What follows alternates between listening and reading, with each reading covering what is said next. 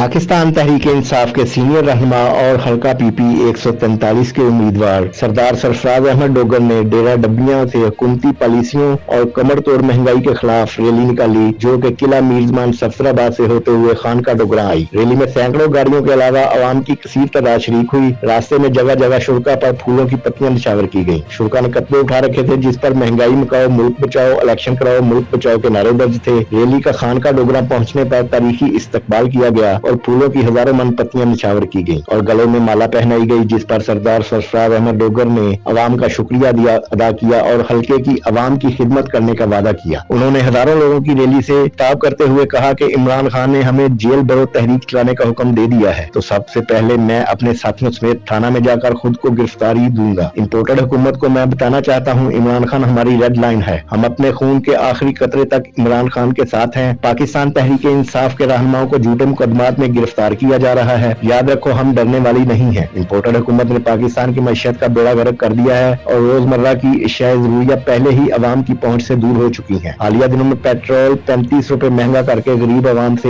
एक वक्त की रोटी का नवाला भी छीन लिया गया है और अब मजीद 35 रुपए पेट्रोल महंगा करने जा रहे हैं, जिससे मुल्क में शदीद महंगाई का तूफान आएगा और आखिर पर इमरान खान जिंदाबाद, पाकिस्तान पाइंदाबाद के नारे लगवाए गए। अब्दत सईद, नुमाइंदा प्राइम 92 खान का